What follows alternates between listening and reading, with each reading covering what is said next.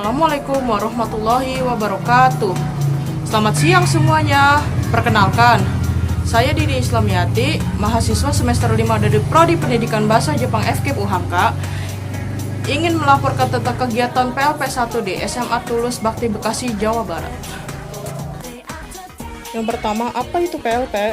PLP atau kegiatan pengenalan lapangan persekolahan adalah proses kegiatan yang dilaksanakan oleh mahasiswa sarjana pendidikan yang dilakukan untuk mempelajari aspek pembelajaran dan pengelolaan pendidikan.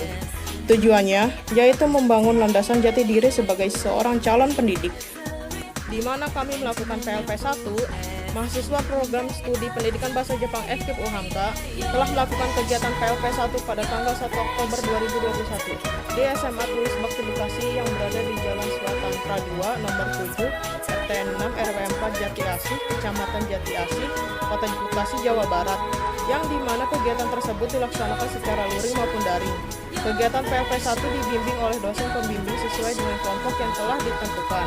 Dr. Randes Rina Sukmara MPD selaku dosen pembimbing dan diketuai oleh Muhammad Farid Faisal Sam, serta dengan kelima anggotanya yaitu Tasya Agustina Sofyan, Sasa Bila, saya sendiri, Fitri Diandari, dan Aulia Nindiasari. Karakteristik umum peserta didik. Untuk karakteristiknya secara umum siswanya heterogen, karena datang dari berbagai latar belakang keluarga dan ekonomi yang berbeda-beda. Ada yang mampu dan kurang mampu, tetapi secara umum sikap dan budi pekertinya baik. Lalu ada struktur organisasi sekolah. Struktur organisasi sekolah yaitu yang pertama ada ketua yayasan, lalu kepala sekolah, lalu wakasek kurikulum, wakasek kesiswaan, dan wakasek sapras. Lalu di bawahnya lagi ada pembina OSIS, kepala tata usaha, guru BK, dan dewan guru.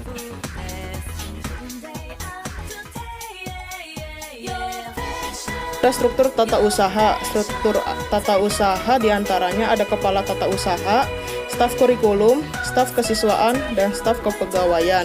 Lalu di bawahnya lagi ada staf umum, staf kebersihan, dan staf keamanan. Lalu ada peraturan dan tata tertib sekolah. Dikutip dari wawancara oleh kepala sekolah, pihak sekolah tentunya membuat regulasi atau aturan dan tata tertib sekolah itu di awal tahun ajaran. Kami menyusun tata tertib dengan tim khusus yang memang memegang permasalahan tata tertib siswa. Di antaranya adalah wakasek kesiswaan. Kami kembangkan tata tertibnya sedemikian rupa, disusun secara sistematis, kemudian kami bekukan dan kami sosialisasikan kepada peserta didik baru khususnya. Kemudian, jika nanti ada siswa yang melanggar tata tertib tersebut, tentunya sudah ada hukumannya yang tercantum di tata tertib tersebut. Misalkan siswa melakukan pelanggaran ringan, kita akan memberikan hukuman berapa poin tergantung dari kesalahannya. Kalau kesalahannya ringan, mungkin poinnya itu masih kecil sedikit. Kalau kesalahannya itu sedang atau berat, mungkin poinnya akan lebih besar. Nanti poin tersebut kita akan kumpulkan, lalu diakumulasi jika nanti poin kesalahannya dalam melanggar tata tertib tersebut sudah mencapai misalnya maksimal 100. Tentunya kita akan melakukan upaya-upaya pembinaan.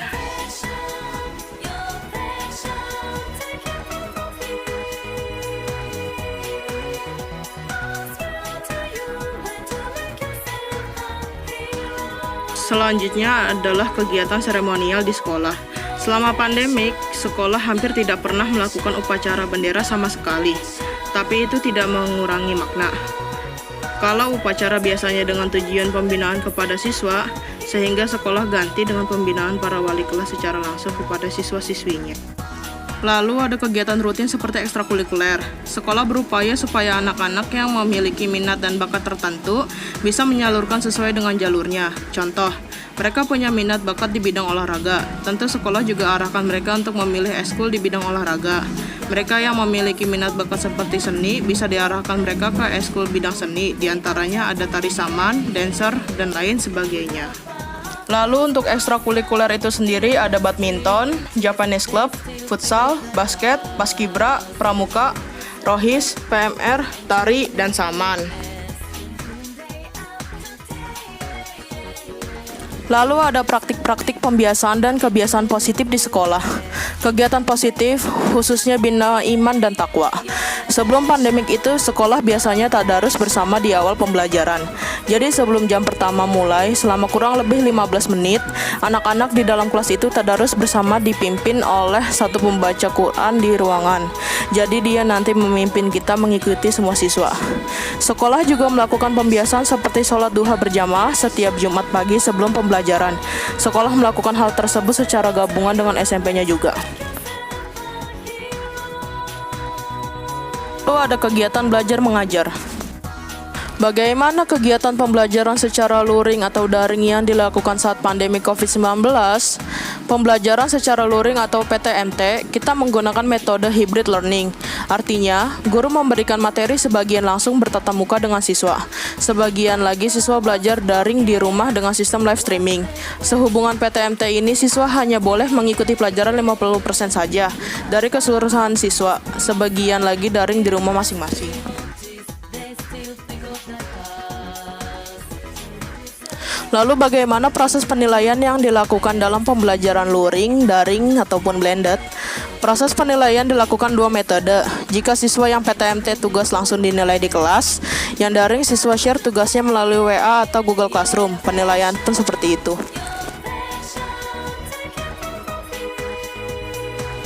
Lalu apa saja kendala yang dihadapi selama pembelajaran luring, daring, dan blended? Kendala yang dihadapi saat pembelajaran luring. Tidak semua siswa bisa hadir PTMT atau luring, hanya 50% dari jumlah total siswa. Lalu perizinan siswa PTMT dari orang tua siswa, dan waktu belajar siswa tidak terlalu lama, hanya sekitar 1 jam per mata pelajaran. Lalu kendala untuk pembelajaran daring, yang pertama pemahaman materi pelajaran kurang diserap oleh siswa, interaksi dengan siswa tidak ada atau kurang, lalu kuota siswa pada saat belajar daring. Lalu bagaimana cara sensei gunakan untuk memotivasi siswa selama masa pembelajaran luring, daring, dan blended?